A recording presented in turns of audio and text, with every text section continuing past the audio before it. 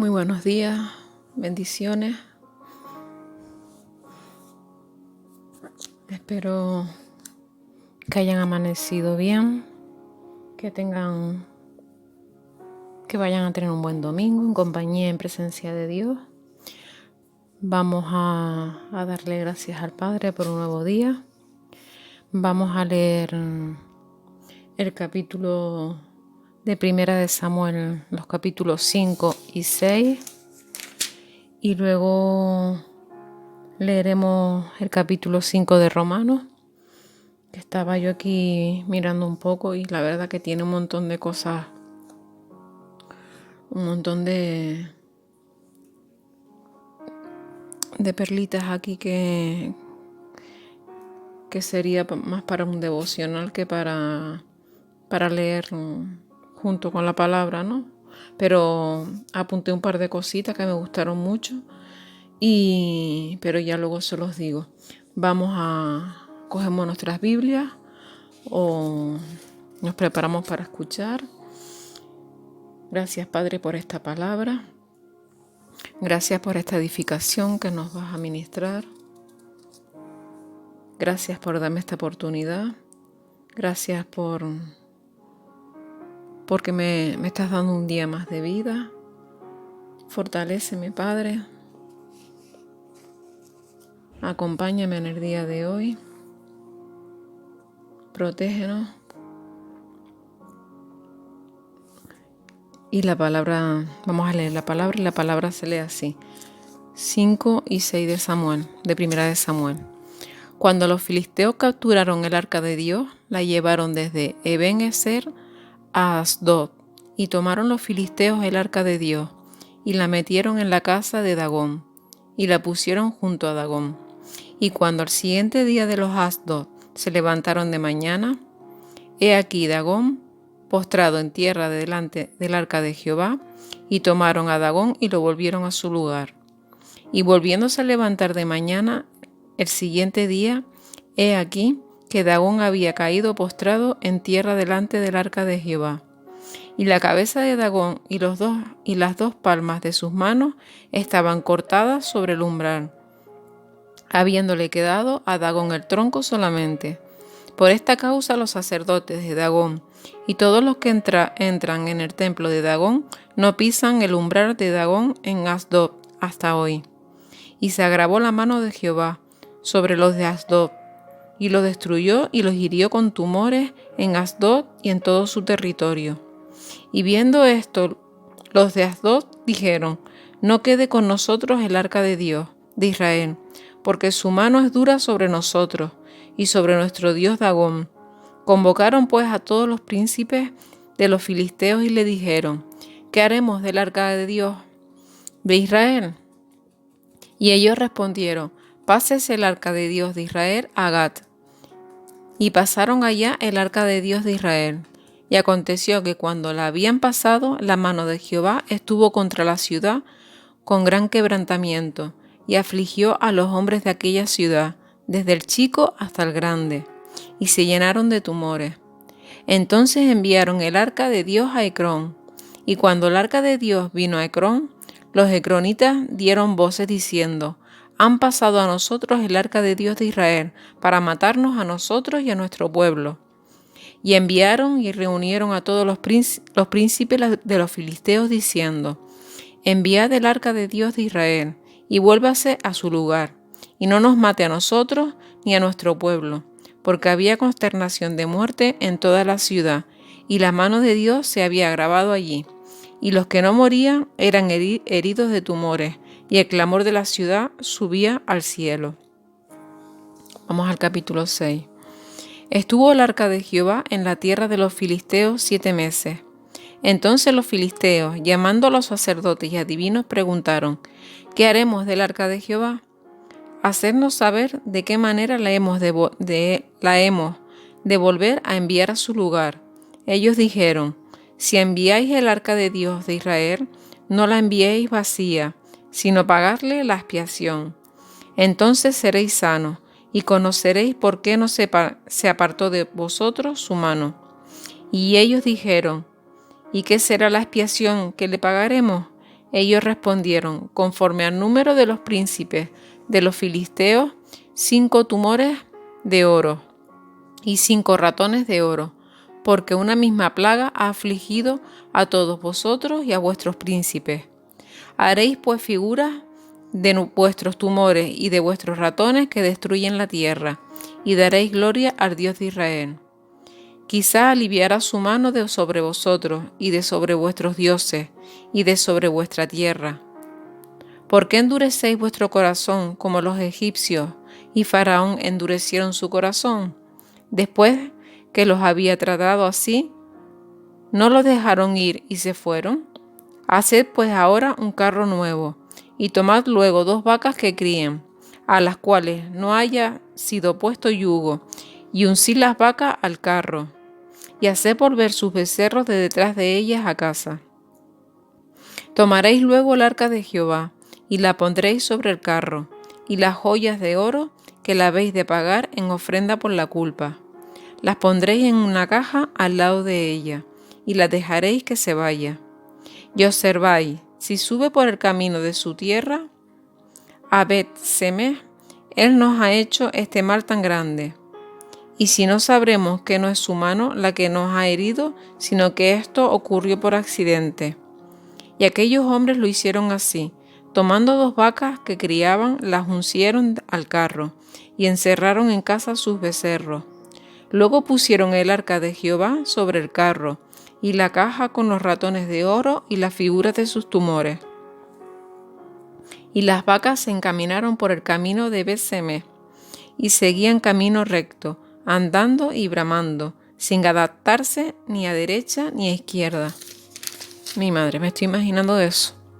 Y los príncipes de los filisteos fueron tras ella hasta el límite de Bet-Semeh. Y los de Bet-Semeh segaban el trigo en el valle, y alzando los ojos vieron el arca, y se regocijaban cuando la vieron. Y el carro vino al campo de Josué de Bet-Semeh, y paró allí, donde había una gran piedra. Y ellos cortaron la madera del carro, y ofrecieron las vacas en holocausto a Jehová. Y los levitas bajaron el arca de Jehová, y la caja que estaba junto a ella, en la cual estaban las joyas de oro, y la pusieron sobre aquella gran piedra. Y los hombres de Bet-Semeh sacrificaron holocausto y dedicaron sacrificios a Jehová en aquel día. Cuando vieron esto, los 5 príncipes de los filisteos volvieron a Ecrón el mismo día. Estos fueron los tumores de oro que pagaron los filisteos en expiación a Jehová. Por Asdod 1, por Gaza 1, por Ascalón 1, por Gat 1, por Ecrón 1. Y los ratones de oro fueron conforme al número de todas las ciudades de los filisteos, pertenecientes a los 5 príncipes. Así las ciudades fortificadas, como las aldeas sin muro, La gran piedra sobre la cual pusieron el arca de Jehová está en el campo de Josué de Bet-Semeh hasta hoy. Entonces Dios hizo morir a los hombres de Bet-Semeh, porque habían mirado dentro del arca de Jehová. Hizo morir del pueblo a 50,000, a 50,070 hombres.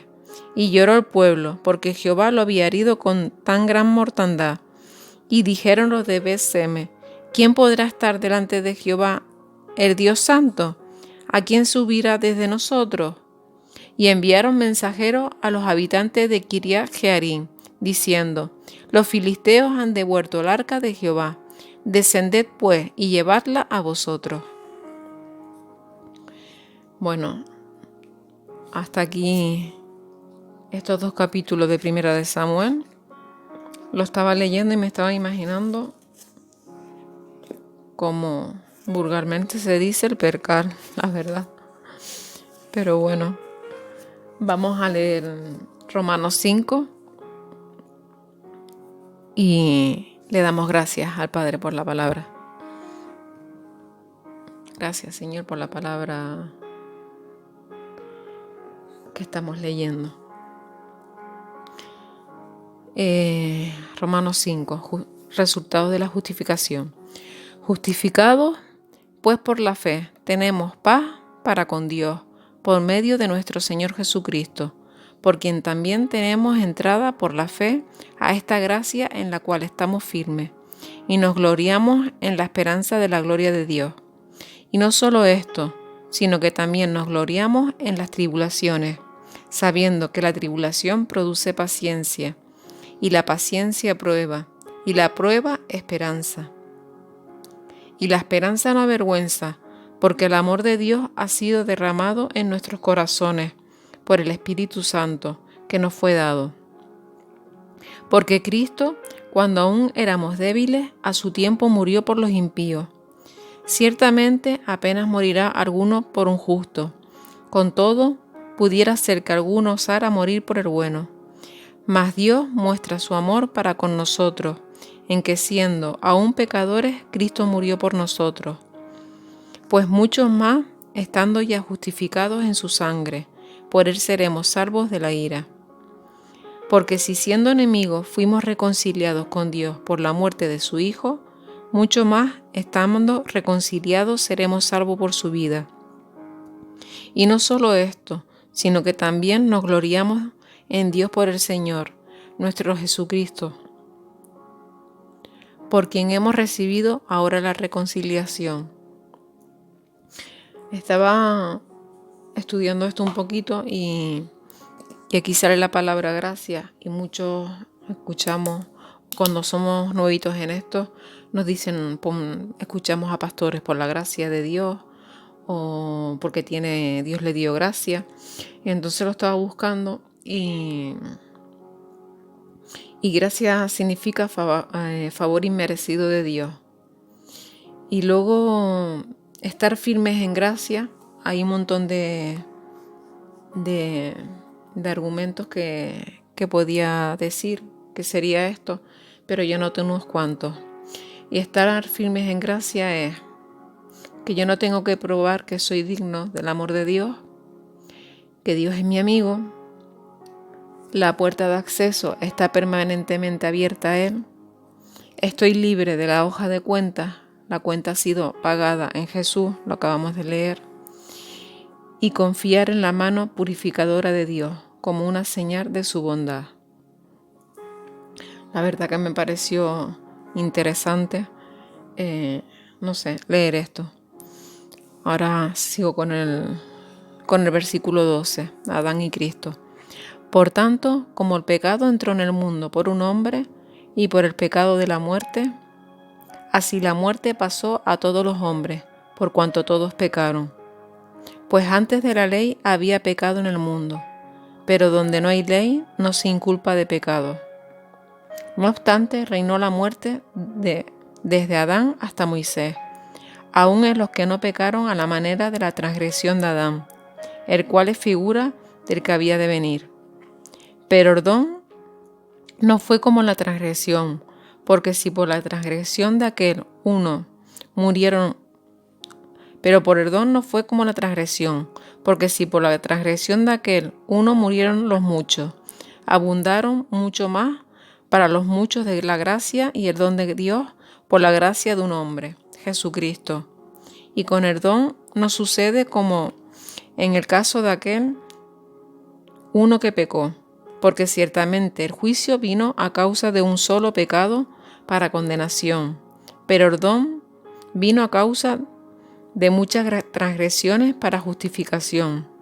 Pues si por la transgresión de uno solo reinó la muerte, mucho más reinarán en vida por uno solo, Jesucristo, lo que reciben la abundancia de la gracia y del don de que la justifica. Y el don de la justicia, un poco complicado esto. Así que, como la transgresión de uno vino la condenación a todos los hombres, de la misma manera, por la justicia de uno, vino a todos los hombres la justificación de vida.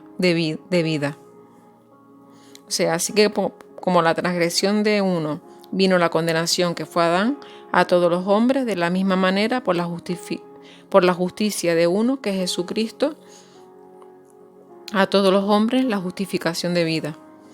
Porque así como por la desobediencia de un hombre los muchos fueron constituidos pecadores, así también por la obediencia de uno los muchos serán constituidos justos. Estamos hablando tanto de uno como de otro. Pero la ley se introdujo para que el pecado abundase, mas cuando el pecado abundó, sobreabundó la gracia. Para que así, como el pecado reinó para muerte, así también la gracia reine por la justicia, para vida eterna mediante Jesucristo, Señor nuestro. Adán y Jesús, entre ellos representa la humanidad. Y todos estamos identificados en Adán o en Jesús. Nacemos identificados como Adán, pero una vez conocemos a Cristo, una vez que conocemos a Cristo nacemos de nuevo, ¿verdad? Y entonces ya dejamos a Adán detrás y nos identificamos con Jesús. Quería leerles una cosa también que menciona este capítulo, que es el Espíritu Santo, ¿vale? Me pareció súper bonito. Dice: el Espíritu Santo que nos fue dado. Así es como se comunica el amor de Dios, a través del Espíritu Santo. La falta de conciencia del amor de Dios a menudo se puede atribuir a la falta de ser constantemente lleno del Espíritu Santo y de caminar en el Espíritu. El amor de Dios es como luz al ojo ciego hasta que el Espíritu Santo abre ese ojo. Que el Espíritu Santo esté aquí en cada uno de nosotros para derramar el amor de Dios en nuestros corazones. Esto lo escribió Spurgeon.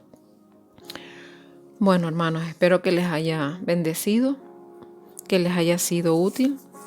Le damos gracias a nuestro Padre por esta gran palabra. Y yo cada día aprendo más y no hago sino darle gracias a Dios por esto. Que tengan un buen domingo. Bendiciones a todos y hasta mañana.